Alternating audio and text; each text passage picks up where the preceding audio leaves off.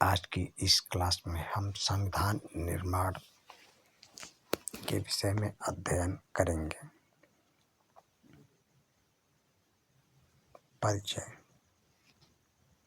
पिछले अध्याय में हमने देखा कि लोकतंत्र में शासक लोग मनमानी करने के लिए आज़ाद नहीं हैं। कुछ बुनियादी नियम हैं जिनका पालन नागरिकों और सरकार दोनों को करना होता है। ऐसे सभी नियमों का सम्मिलित रूप संविधान कहलाता है। देश का सर्वोच्च कानून होने की हैसियत से संविधान नागरिकों के अधिकार, सरकार और शक्ति और उसके कामकाज के तौर तरीकों का निर्धारण करता है। इस अध्याय में हम लोकतंत्र के संवैधानिक स्वरूप पर कुछ बुनियादी सवाल उठाएंगे। हमें संविधान की ज़रूरत क्यों होती है, संविधान बनते कैसे हैं, उन्हें कौन बनाता है और किस तरीके से बनता है। किसी लोकतांत्रिक देश के संविधान को आकार देने वाले मूल्य कौन कौन से हैं। एक बार संविधान बन जाने के बाद क्या हम बाद में बदलती स्थितियों के अनुरूप उसमें बदलाव कर सकते हैं। हाल के दिनों में संविधान बनाने का एक उदाहरण दक्षिण अफ्रीका का है। वहाँ क्या हुआ और दक्षिण अफ्रीकी लोगों ने किस तरह अपने संविधान निर्माण के काम को अंजाम दिया। हम इस अध्याय की शुरुआत में इसी अनुभव पर गौर करेंगे। इसके बाद हम भारतीय संविधान के निर्माण और इसके पीछे के मौलिक विचारों मूल्यों की चर्चा करेंगे और देखेंगे कि यह किस तरह नागरिकों के जीवन और सरकार के अच्छे कामकाज के लिए बढ़िया ढांचा उपलब्ध कराता है।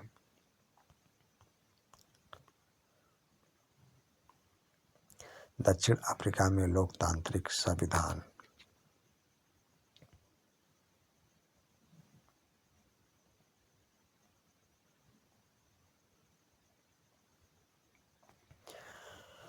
मैंने गोरों के प्रभुत्व के खिलाफ संघर्ष किया है और मैंने ही अश्वेतों के प्रभुत्व का विरोध किया है। मैंने एक ऐसे लोकतांत्रिक और स्वतंत्र समाज की कामना की है जिसमें सभी लोग पूरे मेल जोल के साथ रहें और सबको समान अवसर उपलब्ध हो।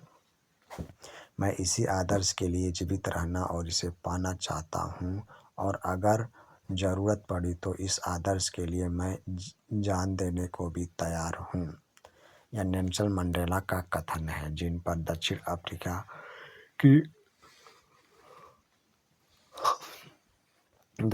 की गोरों की सरकार ने देशद्रोह का मुकदमा चलाया था। उन्हें और 7 अन्य नेताओं को 1964 में देश में रंग भेद से चलने वाली शासन व्यवस्था का विरोध करने के लिए आजीवन कारावास की सजा दी गई थी। अगले 27 वर्षों तक उन्हें दक्षिण अफ्रीका की सबसे भयावह जेल रोबेन द्वीप में कैद रखा गया था। रंग भेद के खिलाफ संघर्ष। रंग भेद नस्ली भेदभाव पर आधारित उस व्यवस्था का नाम है जो दक्षिण अफ्रीका में विशिष्ट तौर पर चलाई गई। दक्षिण अफ्रीका पर यह व्यवस्था यूरोप के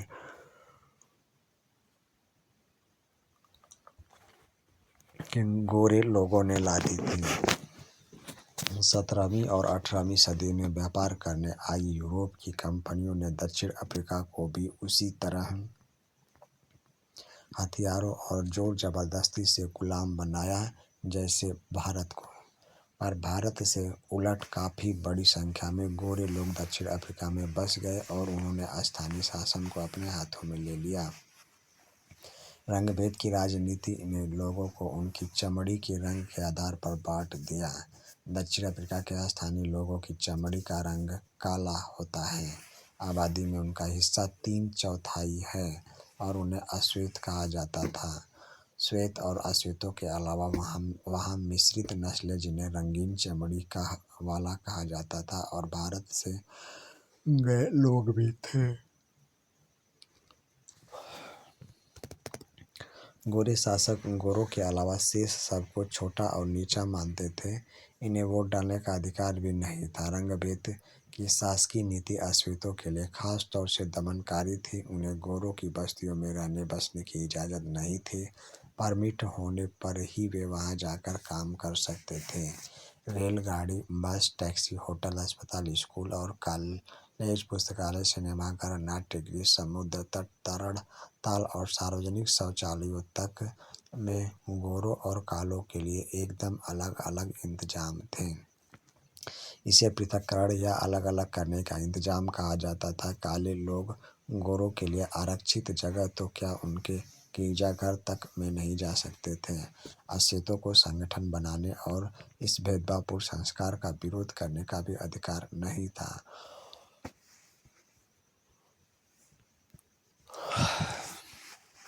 1950 से ही अश्वेत, रंगीन चमड़ी वाले और भारतीय मूल के लोगों ने रंगभेद प्रणाली के खिलाफ संघर्ष किया। उन्होंने विरोध प्रदर्शन किए और हड़तालें आयोजित की। भेदभाव वाली इस शासन प्रणाली का विरोध करने वाले संगठन अफ्रीकी नेशनल कांग्रेस के झंडे तले एकजुट हुए। इनमें कई मजदूर संगठन और कम्युनिस्ट पार्टी भी शामिल थे। अनेक समझदार और संवेदनशील गोरे लोग भी रंगभेद समाप्त करने के आंदोलन में अफ्रीकी नेशनल कांग्रेस के साथ आए और उन्होंने इस संघर्ष में प्रमुख भूमिका निभाई। अनेक देशों ने रंगभेद की निंदा की और इस व्यवस्था के खिलाफ आवाज उठाई, लेकिन गोरी सरकार ने हजारों अश्वेत और रंगीन चमड़ी वाले लोगों की हत्या और दमन करते हुए अपना शासन जारी रखा। नेल्सन मंडेला के जीवन और संघर्षों पर एक पोस्टर बनाएं। अगर उनकी आत्मकथा the long walk to freedom उपलब्ध हो तो कक्षा में उसके कुछ हिस्से पढ़कर आपस में चर्चा करें।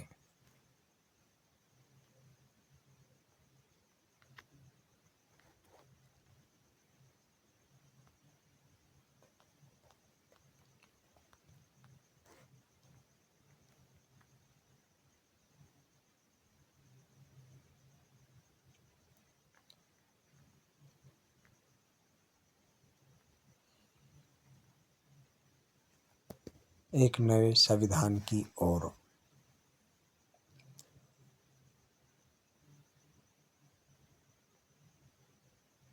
रंग भेद के खिलाफ जब संघर्ष और विरोध बढ़ता गया तो सरकार को यह एहसास हो गया कि अब वह जोर जबरदस्ती से अश्वेतों पर अपना राज कायम नहीं रख सकती। इसलिए गोरी सरकार ने अपनी नीतियों में बदलाव शुरू किया। भेदभाव वाले कानूनों को वापस ले लिया गया, राजनीतिक दलों पर लगा प्रतिबंध और मीडिया पर लगी पाबंदियां उठा ली गईं। 28 वर्ष तक जेल में कैद रखने के बाद नेल्सन मंडेला को आज़ाद कर दिया गया।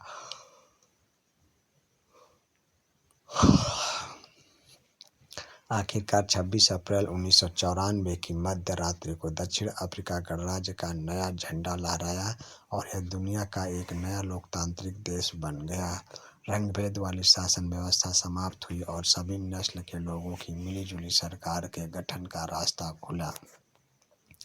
यह सब कैसे हुआ? आइए इस असाधारण बदलाव के बाद नए दक्षिण अफ्रीका के पहले राष्ट्रपति नेल्सन मंडेला के मुंह से यह जानें।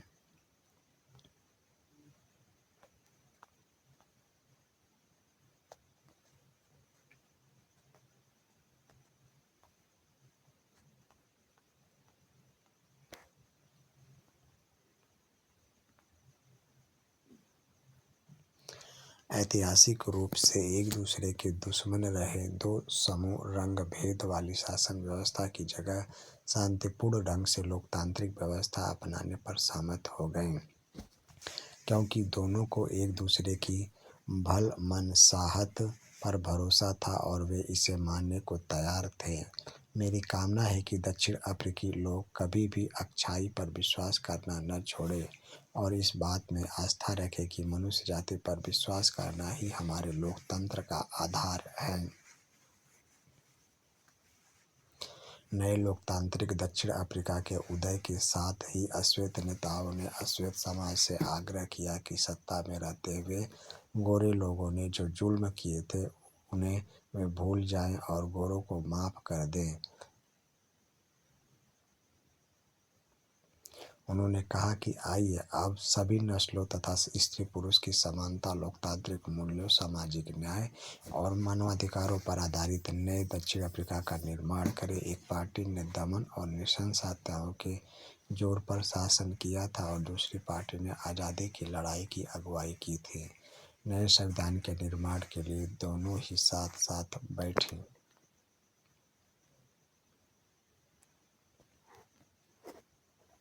अगर दक्षिण के बहुसंख्यक काले लोगों ने गोरों से अपने दमन और शोषण का बदला लेने का निश्चय किया होता तो क्या होता?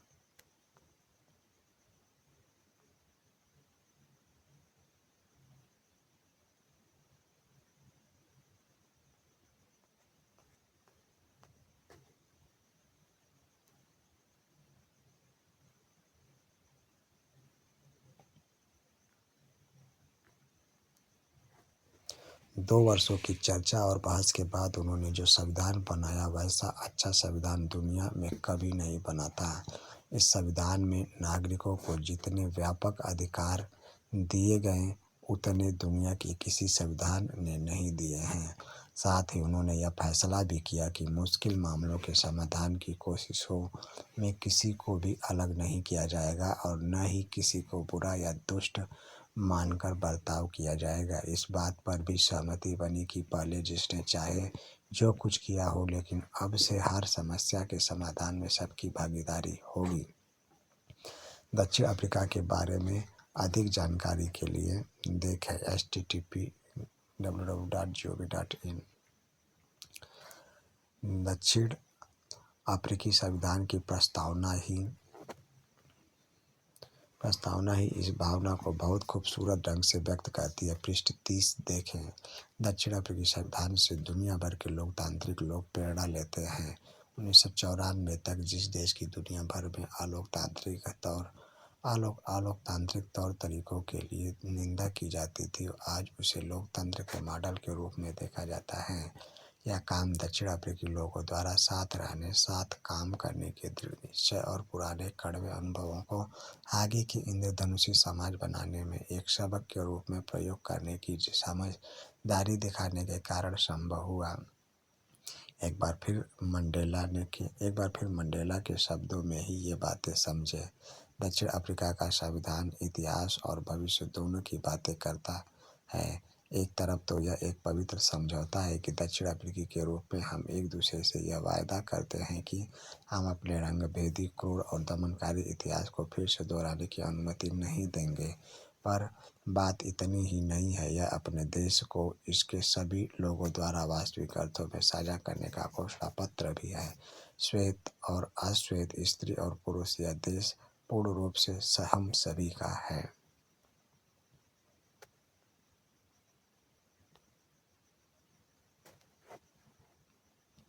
आज का दक्षिण अफ्रीका। यह तस्वीर आज के दक्षिण अफ्रीका की सोच को उजागर करती है। आज का दक्षिण अफ्रीका खुद को इंद्रधनुषी देश कहता है। क्या आप बता सकते हैं क्यों?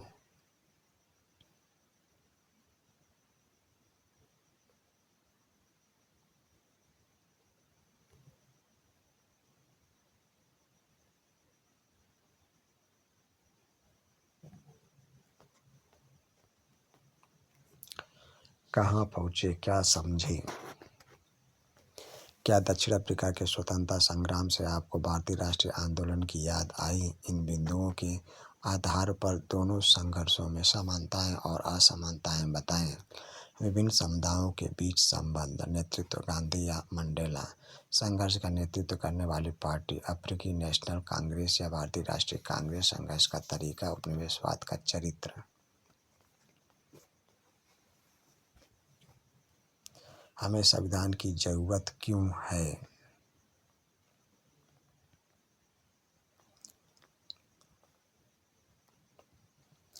हमें एक संविधान की ज़रूरत क्यों है और संविधान क्या करता है, इस बात को हम दक्षिण अफ्रीका के उदाहरण से समझ सकते हैं।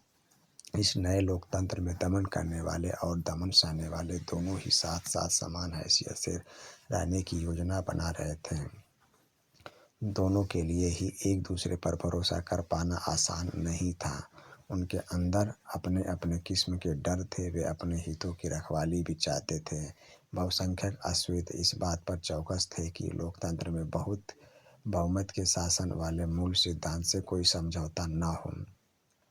उन्हें बहुत सारे सामाजिक और आर्थिक अधिकार चाहिए थे। अल्पसंख्यक गोरों को अपनी संपत्ति और अपने विशेषाधिकारों की चिंता थी। लंबे समय तक चली बातचीत के बाद दोनों पक्ष समझौते का रास्ता अपनाने को तैयार हुए। गोरे लोग बहुमत के शासन का सिद्धांत और एक व्यक्ति एक वोट को मान गए।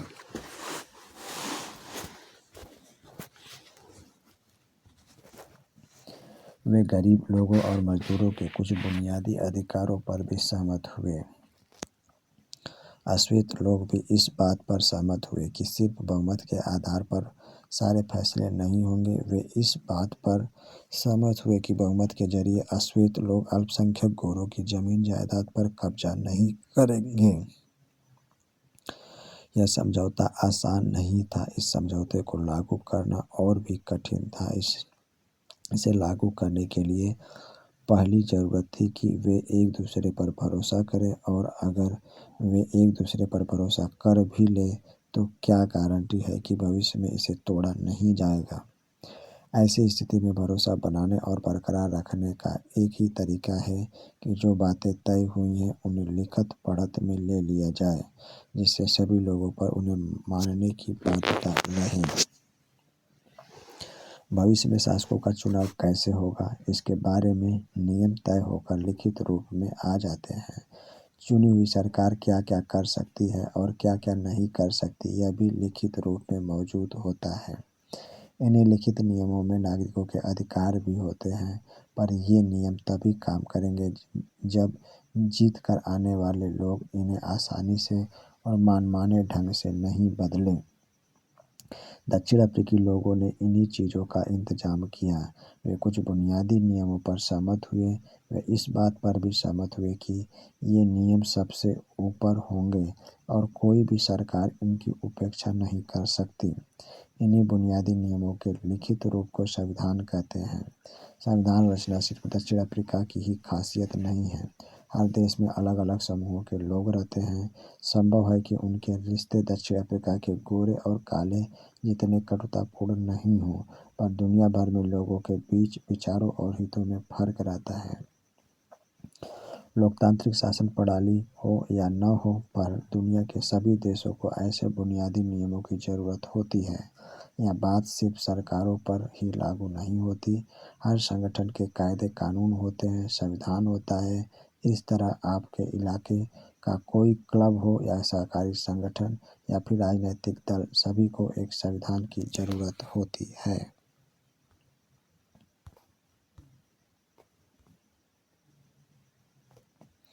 संविधान लिखित नियमों की ऐसी किताब है जिसे किसी देश में रहने वाले सभी लोग सामूहिक रूप से मानते हैं।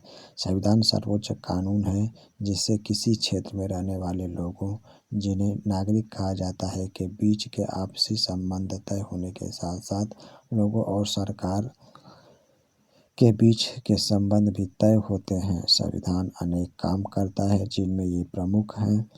पहला, यह साथ रह रहे विभिन्न तरह के लोगों के बीच जरूरी भरोसा और सहयोग विकसित करता है। दूसरा, यह स्पष्ट करता है कि सरकार का गठन कैसे होगा और किसे फैसले लेने का अधिकार होगा। तीसरा, यह सरकार के अधिकारों की सीमा तय करता है और हमें बताता है कि नागरिकों के क्या अधिकार हैं। और चौथा, यह अच्छे समाज के गठन के लिए लोगों की आकांक्षाओं को व्यक्त करता है। जिन देशों में संविधान है वे सभी लोकतांत्रिक शासन वाले हों, यह जरूरी नहीं है, लेकिन जिन देशों में लोकतांत्रिक शासन है वहाँ संविधान का होना जरूरी है। ब्रिटेन के खिलाफ आज़ादी की लड़ाई के बाद अमेरिकी लोगों ने अपने लिए संविधान का निर्माण किया। फ्रांसीसी क्रांति के बाद फ्रांसीसी लोगों ने एक लोकतांत्रिक संविधान को मान्यता दी। इसके बाद से यह चलन हो गया कि हर लोकतांत्रिक शासन व्यवस्था में एक लिखित संविधान हो।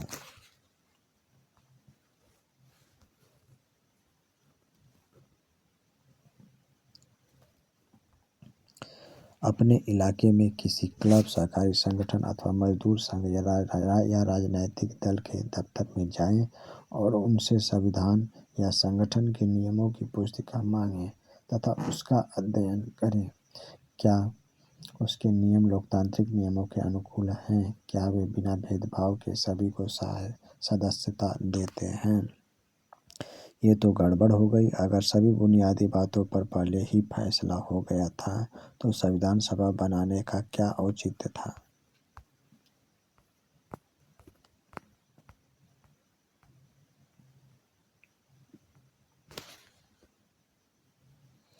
भारतीय संविधान का निर्माण।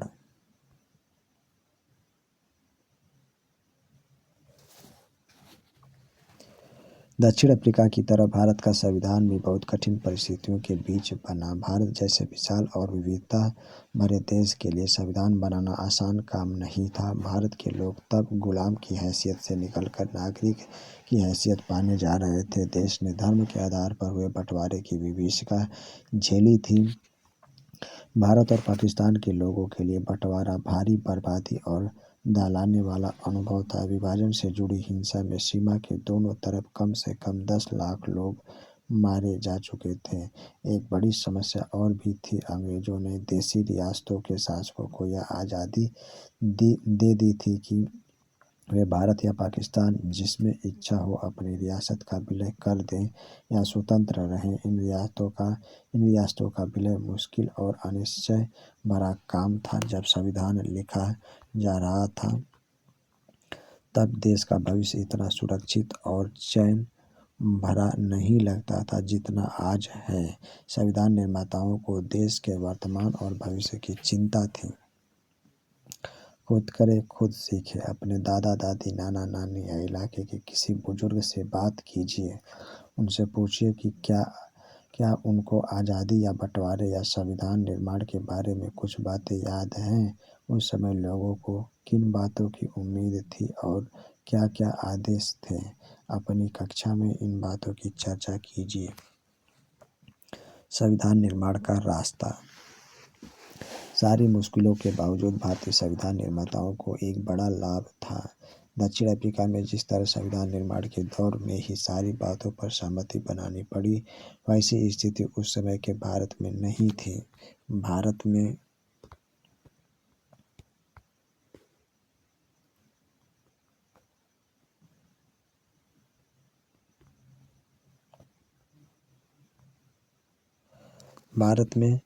आज़ादी की लड़ाई के दौरान ही लोकतंत्र समेत अधिकांश बुनियादी बातों पर राष्ट्रीय सहमति बनाने का काम हो चुका था। हमारा राष्ट्रीय आंदोलन सिर्फ एक विदेशी सत्ता के खिलाफ संघर्ष भर नहीं था। यह न केवल अपने समाज को फिर से जगाने का वरन अपने समाज और राजनीति को बदलने और नए सिरे से गढ़ने का आंदोलन भी था। आज़ादी के बाद भारत को किस रास्ते पर चलना चाहिए, इसे लेकर आज़ादी के संघर्ष के दौरान भी तीखे मतभेद थे। ऐसे कुछ मतभेद अब तक भी बने हुए हैं, पर कुछ बुनियादी विचारों पर लगभग सभी लोगों की सहमति कायम हो चुकी थी।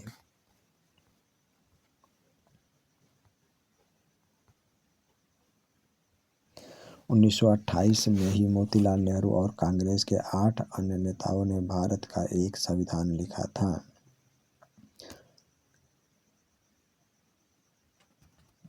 1931 में कराची में हुए भारतीय राष्ट्रीय कांग्रेस के अधिवेशन में एक प्रस्ताव में यह रूपरेखा रखी गई थी कि आज़ाद भारत का संविधान कैसा होगा।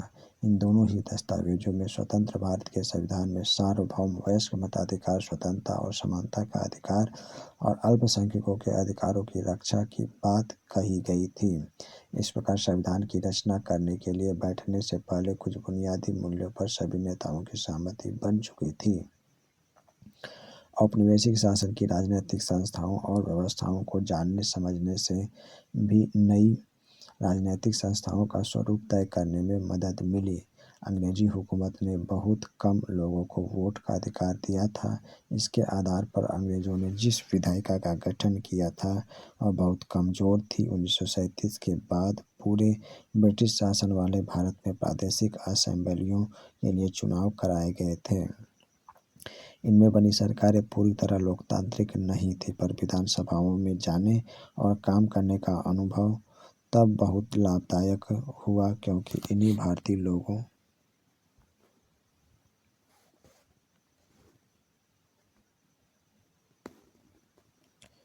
क्योंकि इन्हीं भारतीय लोगों को अपनी संस्थाएं और व्यवस्थाएं बनानी थी और चलाना था।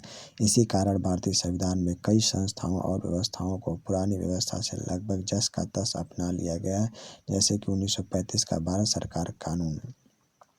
आज़ादी के बाद भारत के स्वरूप को लेकर वर्षों पहले से चले चिंतन और बहसों ने भी काफ़ी लाभ पहुंचाया। हमारे नेताओं में इतना आत्मविश्वास आ गया था कि उन्हें बाहर के विचार और अनुभवों को अपनी ज़रूरत के अनुसार अपनाने में कोई हिचक नहीं हुई।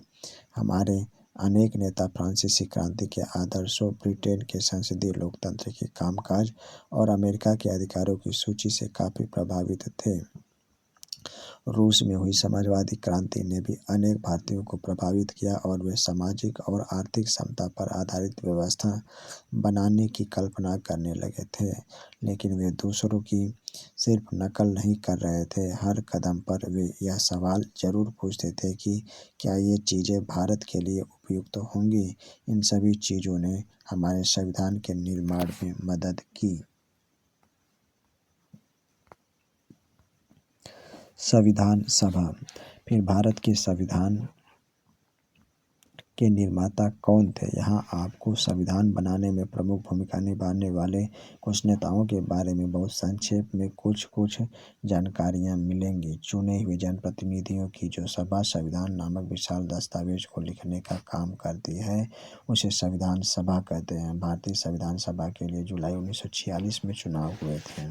संविधान सभा की पहली बैठक दिसंबर 1946 को हुई थी। इसके तत्काल बाद देश दो हिस्सों भारत और पाकिस्तान में बंट गया।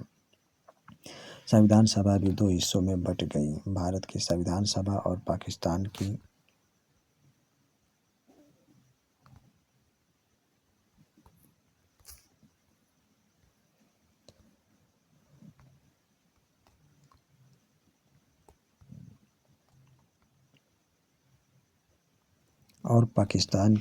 संविधान सभा। भारतीय संविधान लिखने वाली सभा में 299 सदस्य थे। इसने 26 नवंबर 1949 को अपना काम पूरा कर लिया। संविधान 26 जनवरी 1950 को लागू हुआ। इसी दिन की याद में हर साल 26 जनवरी को गणतंत्र दिवस मनाते हैं। इस सभा द्वारा 7 दशकों से भी पहले बनाए संविधान को हम क्यों मानते हैं? हमने पहले ही एक कारण का जिक्र किया है। संविधान सिर्फ संविधान सभा के सदस्यों के विचारों को ही व्यक्त नहीं करता है, यह अपने समय की व्यापक सहमतियों को व्यक्त करता है। दुनिया के कई देशों में संविधान को फिर से लिखना पड़ा, क्योंकि संविधान में दर्ज बुनियादी बातों पर ही वहाँ के सभी सामाजिक समूहों या राजनैतिक दलों की सहमति नहीं थी। कई देशों में संविधान है, पर वह कागज का टुकड़ा या किसी भी अन्य किताब की तरह का दस्तावेज भर है। कोई भी उस पर आचरण नहीं करता, पर हमारे संविधान का अनुभव एकदम अलग है। पिछली आधी सदी से ज़्यादा की अवधि में अनेक सामाजिक समूहों ने संविधान के कुछ प्रावधानों पर सवाल उठाए, पर किसी भी बड़े सामाजिक समूह या राजनीतिक दल ने खुद संविधान की वैधता पर सवाल नहीं उठाया। यह हमारे संविधान की एक असाधारण उपलब्धि है। संविधान को मानने का दूसरा कारण यह है कि संविधान सभा की भारत के लोगों का ही प्रतिनिधित्व कर रही थी। संविधान सभा भी भारत के लोगों का ही प्रतिनिधित्व कर रही थी। उस समय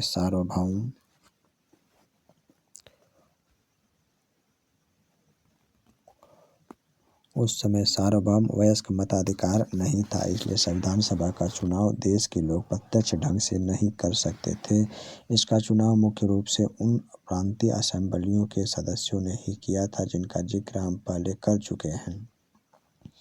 इसके कारण देश के सभी भौगोलिक क्षेत्रों का इसमें उचित प्रतिनिधित्व हो गया था। इस सभा में भारतीय राष्ट्रीय कांग्रेस के सदस्यों का प्रभुत्व था, जिसने राष्ट्रीय आंदोलन की अगुवाई की थी, पर स्वयं कांग्रेस के अंदर कई राजनीतिक समूह और विचारों के लोग थे। सभा में कई सदस्य ऐसे थे जो कांग्रेस के विचारों से सहमत नहीं थे। सामाजिक रूप से इस सभा में सभी समूह, जाति, वर्ग, धर्म और पेशों के लोग थे। अगर संविधान सभा का गठन सार्वभौम वयस्क मताधिकार के जरिए हुआ होता तब भी इसका स्वरूप काफ़ी कुछ इसी तरह का होता। और अंततः जिस तरह संविधान सभा ने काम किया वह संविधान को एक तरह की पवित्रता और वैधता देता है। संविधान सभा का काम काफ़ी व्यवस्थित, खुला और सर्वसम्मति बनाने के प्रयास पर आधारित था। सबसे पहले कुछ बुनियादी सिद्धांत तय किए गए और उन पर सबकी सहमति बनाई गई। फिर प्रारूप कमेटी के प्रमुख डॉक्टर भीमराव अंबेडकर ने चर्चा के लिए एक प्रारूप संविधान बनाया। संविधान के प्रारूप की प्रत्येक धारा पर कई दौर में चर्चा हुई। 2000 से ज़्यादा संशोधनों पर विचार हुआ।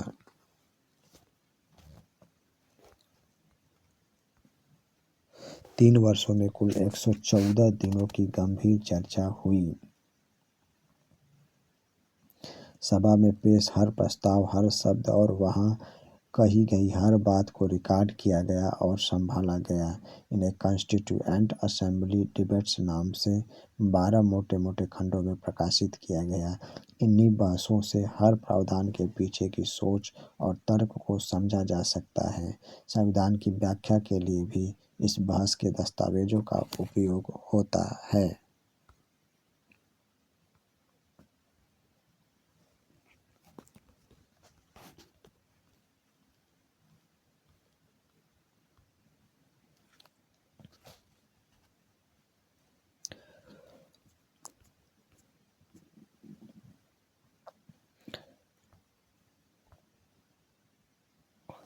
वल्लभ भाई झावर भाई पटेल 1875 से 1950। जन्म गुजरात। अंतरिम सरकार में गृह, सूचना एवं प्रसारण मंत्री, वकील और बारदोली किसान सत्याग्रह के नेता। भारतीय रियासतों के विलय में निर्णायक भूमिका। बाद में उप प्रधानमंत्री। सरोजनी नायडू 1879 से 1949। जन्म आंध्र प्रदेश। कवयित्री, लेखिका और राजनीतिक कार्यकर्ता। कांग्रेस की अग्रणी महिला नेता, बाद में उत्तर प्रदेश की राज्यपाल।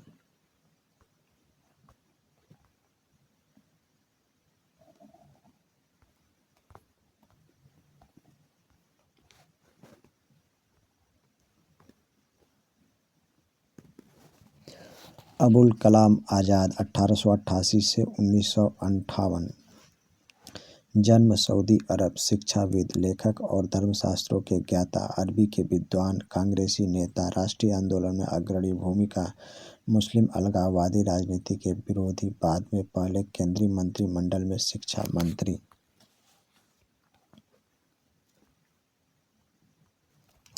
टी कृष्णामाचारी 1899 से 1974।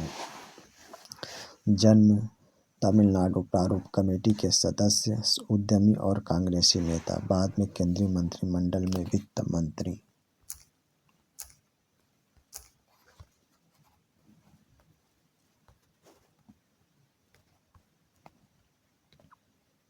राजेंद्र प्रसाद 1884 से 1963। जन्म बिहार। संविधान सभा के अध्यक्ष, वकील और चंपारण सत्याग्रह के प्रमुख भागीदार। 3 बार कांग्रेस अध्यक्ष, बाद में भारत के प्रथम राष्ट्रपति।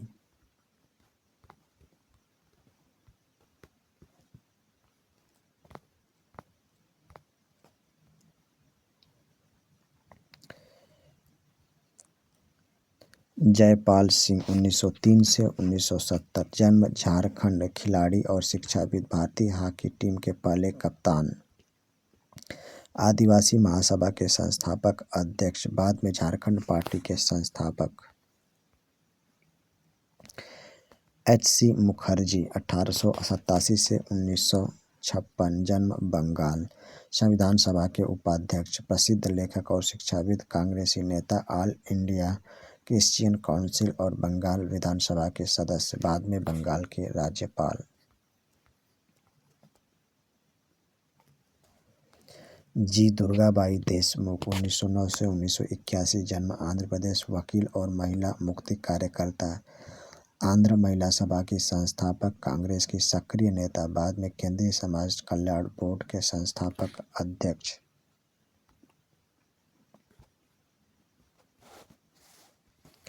खुद करे खुद सीखे। अपने राज्य या इलाके से संविधान सभा में गए ऐसे सदस्य का नाम पता करें जिनका जिक्र यहाँ नहीं किया गया है। उस नेता की तस्वीर जुटाएं या उनका स्केच बनाएं। हमने जिस तरह संक्षेप में कुछ नेताओं के बारे में सूचना दी है, उसी तरह उनके बारे में भी ब्यौरा दें, यानी नाम, जन्म वर्ष, मृत्यु वर्ष, जन्म स्थान, वर्तमान राजनीतिक सीमाओं के आधार पर राजनीतिक गतिविधियों का संक्षिप्त विवरण, संविधान सभा के बाद की भूमिका।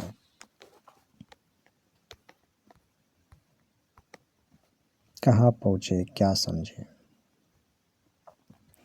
भारतीय संविधान निर्माताओं के बारे में यहाँ दी गई सभी जानकारियों को पढ़ें। आपको यह जानकारी कंठस्थ करने की जरूरत नहीं है। इस आधार पर निम्नलिखित कथनों के पक्ष में उदाहरण प्रस्तुत करें। संविधान सभा में ऐसे अनेक सदस्य थे जो कांग्रेसी नहीं थे। सभा में समाज के अलग अलग समूहों का प्रतिनिधित्व था।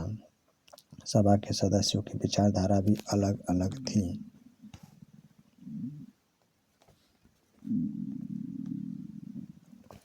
भारतीय संविधान के बुनियादी मूल्य।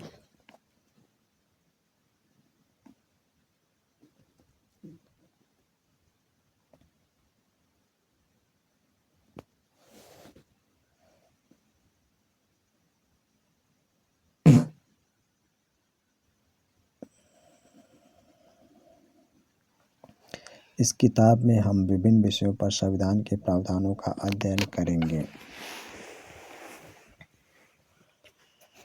अभी हम यही जानने की कोशिश करें कि हमारे संविधान के पीछे का दर्शन क्या है। यह काम हम दो तरीकों से कर सकते हैं। अपने नेताओं के संविधान संबंधी विचार पढ़कर हम इस बात को समझ सकते हैं, परंतु हमारा संविधान स्वयं अपने दर्शन के बारे में जो कहता है उसे पढ़ना भी उतना ही जरूरी है। संविधान की प्रस्तावना यही काम करती है। आइए इस पर बारी बारी से गौर करें।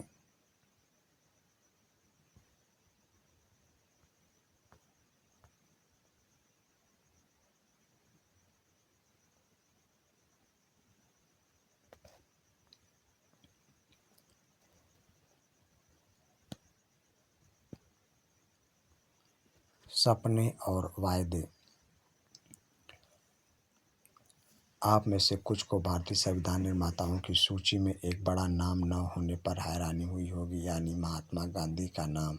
वे संविधान सभा के सदस्य नहीं थे, पर संविधान सभा के अनेक सदस्य उनके विचारों के अनुयायी थे। 1931 में अपनी पत्रिका यंग इंडिया में उन्होंने संविधान से अपनी अपेक्षा के बारे में लिखा था।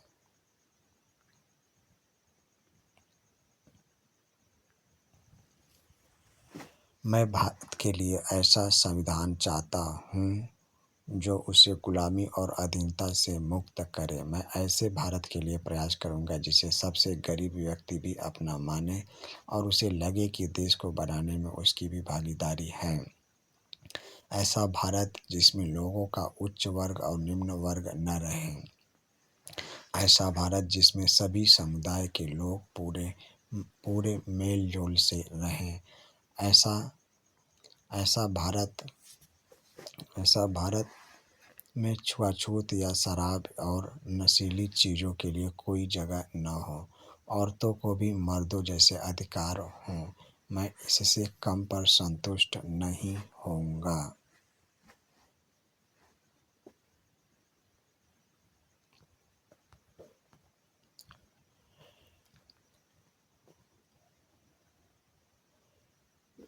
भेदभाव और गैर बराबरी मुक्त भारत का सपना डॉक्टर अंबेडकर के मन में भी था, जिन्होंने संविधान निर्माण में महत्वपूर्ण भूमिका निभाई।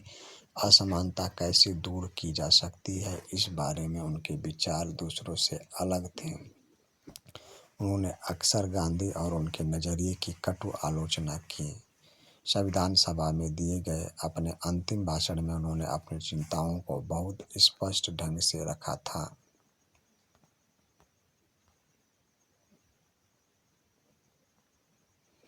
आखिर में आइए हम 15 अगस्त 1947 की मध्य रात्रि के समय संविधान सभा में दिए जवाहरलाल नेहरू के प्रसिद्ध भाषण को याद करें।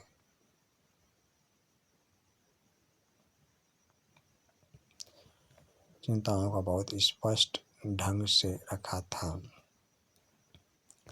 26 जनवरी 1950 को हम विरोधाभासों से भरे जीवन में प्रवेश करने जा रहे हैं। राजनीति के मामले में हमारे यहाँ समानता होगी, पर आर्थिक और सामाजिक जीवन असमानताओं से भरा होगा। राजनीति में हम एक व्यक्ति एक वोट और हर वोट का समान महत्व के सिद्धांत को मानेंगे। अपने सामाजिक और आर्थिक जीवन में हम अपने सामाजिक और आर्थिक ढांचे के कारण एक व्यक्ति एक वोट के सिद्धांत को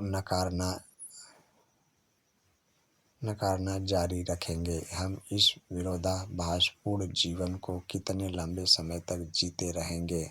हम अपने सामाजिक और आर्थिक जीवन में कब तक समानता को नकारते रहेंगे? अगर यह नकारना ज़्यादा लंबे समय तक चला तो हम अपने राजनीतिक लोकतंत्र को ही संकट में डालेंगे।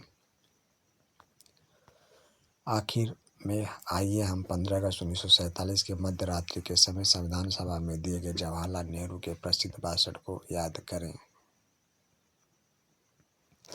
वर्षों पहले हमने अपनी नियति के साथ साक्षात्कार किया था और अब वक्त आ गया है कि हम अपने वायदों पर अमल करें। पूरी तरह या हर तरह से नहीं तो काफ़ी हद तक।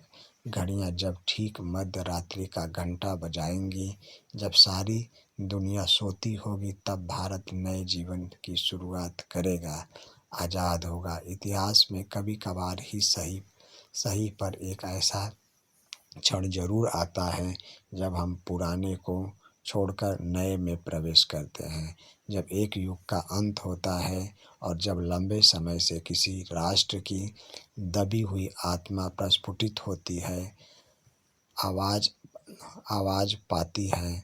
ऐसे पवित्र क्षण में हम अपने आप को भारत और उसके लोगों तथा उससे भी अधिक मानवता की सेवा में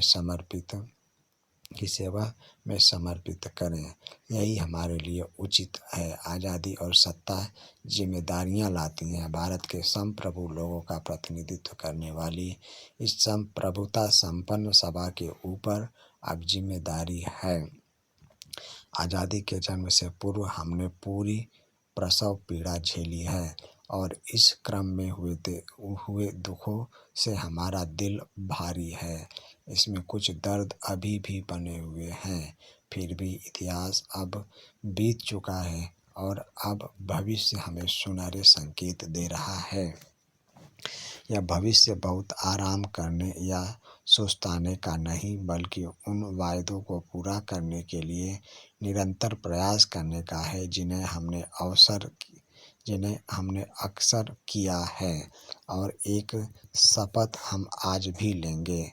भारत की सेवा करने का अर्थ है दुख और परेशानियों में पड़े लाखों करोड़ों लोगों की सेवा करना। इसका अर्थ है दरिद्रता का, अज्ञान और बुराइयों का, अवसर की असमानता का अंत। हमारे युग के महानतम आदमी की कामना हर आँख से आंसू पोंछने की है। संभव है यह काम हमारे भर से पूरा न हो, पर जब तक लोगों की आंखों में आंसू हैं, कष्ट हैं, तब तक हमारा काम खत्म नहीं होगा।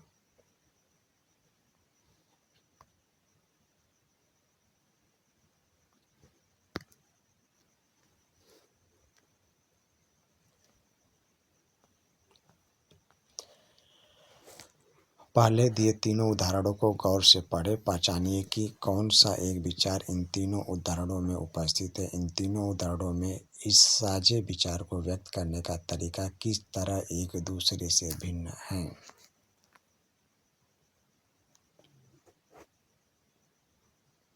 संविधान का दर्शन।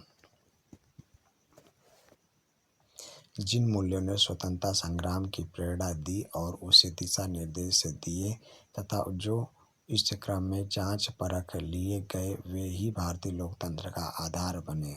भारतीय संविधान की प्रस्तावना में इन्हें शामिल किया गया। भारतीय संविधान की सारी धाराएं इन्हीं के अनुरूप बनी हैं। संविधान की शुरुआत बुनियादी मूल्यों की एक छोटी सी उद्देशिका के साथ होती है। इसे संविधान की प्रस्तावना या उद्देशिका कहते हैं। अमेरिकी संविधान की प्रस्तावना से प्रेरणा लेकर समकालीन दुनिया के अधिकांश देश अपने संविधान की शुरुआत एक प्रस्तावना के साथ करते हैं। आइए हम अपने संविधान की प्रस्तावना को बहुत सावधानी से पढ़ें और उसमें आए प्रत्येक महत्वपूर्ण शब्द के मतलब को समझें। संविधान की प्रस्तावना लोकतंत्र पर एक खूबसूरत कविता सी लगती है। इसमें वह दर्शन शामिल हैं जिस पर पूरे संविधान का निर्माण हुआ है। यह दर्शन सरकार के किसी भी कानून और फैसले के मूल्यांकन और परीक्षण का मानक तय करता है। इसके सहारे परखा जा सकता है कि कौन कानून, कौन फैसला अच्छा या बुरा है। इसमें भारतीय संविधान की आत्मा बसती है।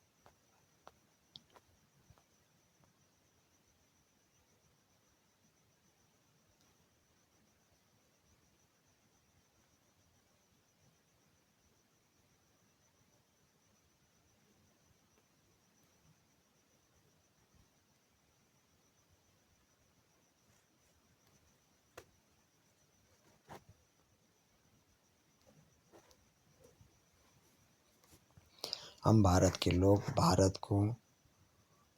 भारत के संविधान का निर्माण और अधिनियम भारत के लोगों ने अपने प्रतिनिधियों के माध्यम से किया है, न कि इससे किसी राजा या बाहरी आदमी ने उन्हें दिया है। भारत का संविधान उद्देशिका। हम भारत के लोग भारत को एक संपूर्ण प्रभुत्व संपन्न समाजवादी पंथ निरपेक्ष लोकतंत्रात्मक गणराज्य बनाने के लिए तथा उसके समस्त नागरिकों को सामाजिक, आर्थिक और राजनीतिक न्याय, विचार, अभिव्यक्ति, विश्वास, धर्म और उपासना की स्वतंत्रता, प्रतिष्ठा और अवसर की समता प्राप्त कराने के लिए तथा उन सब में व्यक्ति की गरिमा और राष्ट्र की एकता और अखंडता सुनिश्चित करने वाली बंधुता बढ़ाने के लिए दृढ़ संकल्प होकर अपने इस संविधान सभा में आज तारीख 26 नवंबर 1949 ईस्वी मिति मार्गशीर्ष शुक्ला सप्तमी संवत 2006 विक्रमी को एतद द्वारा इस संविधान को अंगीकृत, अधिनियमित और आत्मार्पित करते हैं। समाजवादी। समाज में संपदा सामूहिक रूप से पैदा होती है और समाज में उसका बंटवारा समानता के साथ होना चाहिए। सरकार जमीन और उद्योग धंधों की हकदारी से जुड़े कायदे कानून इस तरह बनाए कि सामाजिक आर्थिक असमानताएं कम हो। लोकतंत्रात्मक सरकार का एक ऐसा स्वरूप जिसमें लोगों को समान राजनीतिक अधिकार प्राप्त रहते हैं। लोग अपने शासन का चुनाव करते हैं और उसे जवाबदेह बनाते हैं। यह सरकार कुछ बुनियादी नियमों के अनुरूप चलती है। न्याय। नागरिकों के साथ उनकी जाति, धर्म और लिंग के आधार पर भेदभाव नहीं किया जा सकता। स्वतंत्रता। नागरिक कैसे सोचे, किस तरह अपने विचारों को अभिव्यक्त करे और अपने विचारों पर किस तरह अमल करे, इस पर कोई अनुचित पाबंदी नहीं है। बंधुता। हम सभी ऐसा आचरण करें जैसे कि हम एक परिवार के सदस्य हों। कोई भी नागरिक किसी दूसरे नागरिक को अपने से कमतर न माने। समता। कानून के समक्ष सभी लोग समान हैं। पहले से चली आ रही सामाजिक असमानताओं को समाप्त होना होगा। सरकार हर नागरिक को समान अवसर उपलब्ध कराने की व्यवस्था करे। गणराज्य। शासन का प्रमुख लोगों द्वारा चुना हुआ व्यक्ति होगा, न कि किसी वंश या राज खानदान का। पंथ निरपेक्ष। नागरिकों को किसी भी धर्म को मानने की पूरी स्वतंत्रता है, लेकिन कोई धर्म आधिकारिक नहीं है। सरकार सभी धार्मिक मान्यताओं और आचरणों को समान सम्मान देती है। प्रभुत्व संपन्न। लोगों को अपने से जुड़े हर मामले में फैसला करने का सर्वोच्च अधिकार है। कोई भी बाहरी शक्ति भारत की सरकार को आदेश नहीं दे सकती।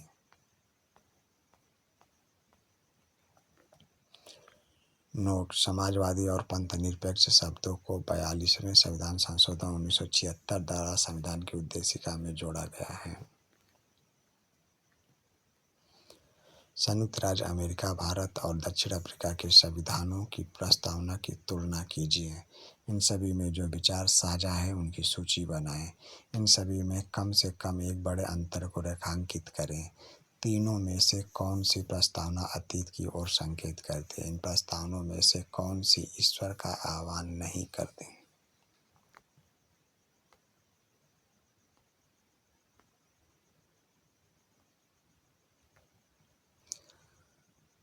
संस्थाओं का स्वरूप। संविधान सिर्फ मूल्य और दर्शन का बयान भर नहीं है, जैसा कि हमने पहले जिक्र किया है। संविधान इन मूल्यों को संस्थागत रूप देने की कोशिश है, जिसे हम भारत का संविधान कहते हैं।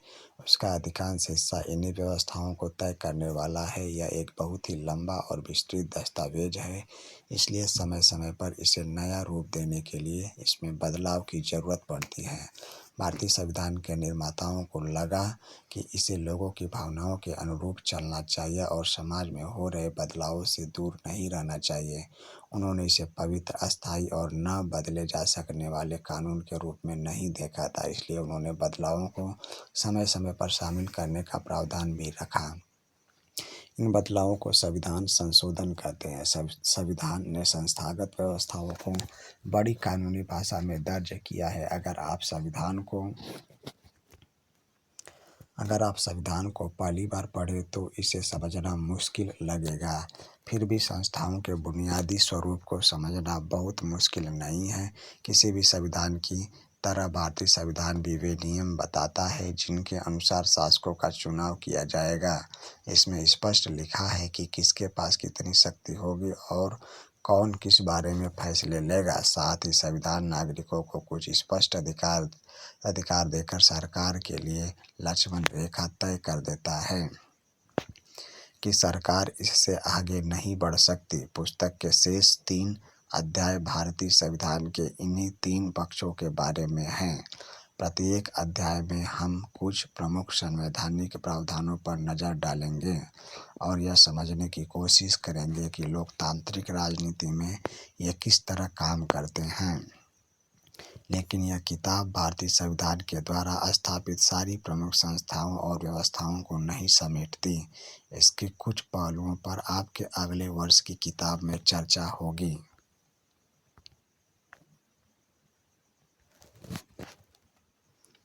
कहाँ पहुँचे, क्या समझे?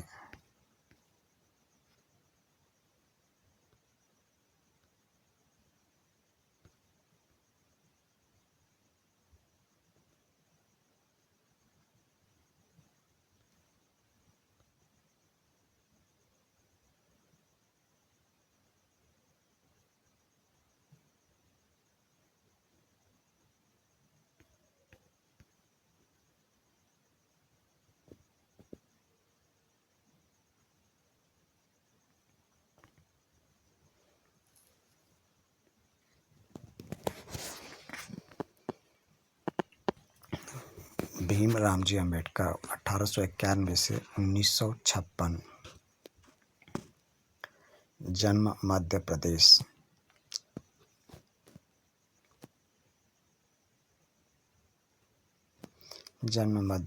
प्रारूप कमेटी के अध्यक्ष, सामाजिक क्रांतिकारी चिंतक, जातिगत बंटवारे और भेदभाव के खिलाफ अग्रणी आंदोलनकारी। बाद में स्वतंत्र भारत की पहली सरकार में कानून मंत्री, रिपब्लिकन पार्टी ऑफ इंडिया के संस्थापक। जवाहरलाल नेहरू 1889 से 1964। जन्म उत्तर प्रदेश। अंतरिम सरकार के प्रधानमंत्री, वकील और कांग्रेस नेता। समाजवाद, लोकतंत्र और साम्राज्यवाद विरोध के पक्षधर। बाद में भारत के प्रथम प्रधानमंत्री। सोमनाथ लाहिड़ी 1901 से 1984। जन्म पश्चिम बंगाल। लेखक और संपादक, भारतीय कम्युनिस्ट पार्टी के नेता। बाद में पश्चिम बंगाल विधानसभा में सदस्य।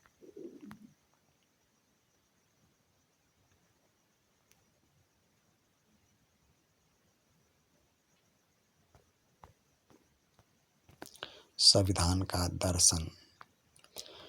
संयुक्त राज्य के हम सभी लोग अधिक संयुक्त राज्य के हम सभी लोग अधिक अच्छा संघ बनाने, न्याय की स्थापना करने, घरेलू शांति बनाने, साझा सुरक्षा व्यवस्था बनाने, जन कल्याण को बढ़ावा देने तथा अपने अपने और अपनी समृद्धि में स्वतंत्रता का लाभ लेने के लिए संयुक्त राज्य अमेरिका के इस संविधान को स्थापित करते हैं और इसका अभिषेक करते हैं। हम दक्षिण अफ्रीका के लोग अपने इतिहास में हुए अन्याय को स्वीकार करते हैं, अपनी भूमि पर आज़ादी और न्याय के लिए संघर्ष करने में कष्ट उठाने वालों को सलाम करते हैं, अपने देश को बदलने और विकसित करने में मदद करने वालों का आदर करते हैं और मानते हैं कि दक्षिण अफ्रीका उन सभी का है जो यहाँ रहते हैं, यहाँ की विविधता से जुड़े हैं। इसलिए स्वतंत्र रूप से चुने अपने प्रतिनिधियों के माध्यम से अपने गणतंत्र के सर्वोच्च कानून के तौर पर इस संविधान को स्वीकार करते हैं, जिससे पहले की विभाजन मिटे और लोकतांत्रिक मूल्यों, सामाजिक न्याय और मौलिक मानवाधिकारों पर आधारित एक समाज बन सके। एक ऐसे लोकतांत्रिक और मुक्त समाज की स्थापना हो जिसमें सरकार लोगों की इच्छा के अनुसार बने और चले तथा हर नागरिक को कानून से समान संरक्षण मिले, सभी नागरिकों के जीवन की गुणवत्ता में सुधार हो और हर एक व्यक्ति की संभावनाओं को फलने फूलने की स्वतंत्रता हो और एक संयुक्त और लोकतांत्रिक दक्षिण अफ्रीका का निर्माण हो जो राष्ट्रों के समूह में एक संप्रभु देश के तौर पर अपना उचित स्थान प्राप्त कर सके। ईश्वर हमारे लोगों की रक्षा करे।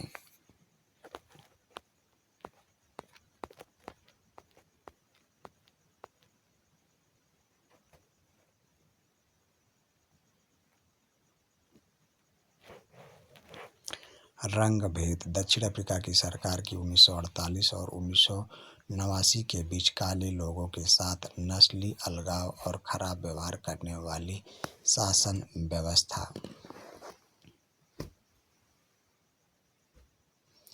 धारा किसी दस्तावेज का खास हिस्सा। अनुच्छेद। संविधान देश का सर्वोच्च कानून। इसमें किसी देश की राजनीति और समाज को चलने वाले मौलिक कानून होते हैं। संविधान संशोधन देश की सर्वोच्च विधायी संस्था द्वारा उस देश के संविधान में किया जाने वाला बदलाव। संविधान सभा जनप्रतिनिधियों की वह सभा जो संविधान लिखने का काम करती है। प्रारूप किसी कानूनी दस्तावेज का प्रारंभिक रूप। दर्शन किसी सोच और काम को दिशा देने वाले सबसे बुनियादी विचार। प्रस्तावना संविधान का वह पहला कथन जिसमें कोई देश अपने संविधान के बुनियादी मूल्यों और अवधारणाओं को स्पष्ट ढंग से करता है। देशद्रोह देश की सरकार को उखाड़ फेंकने की कोशिश करने का अपराध।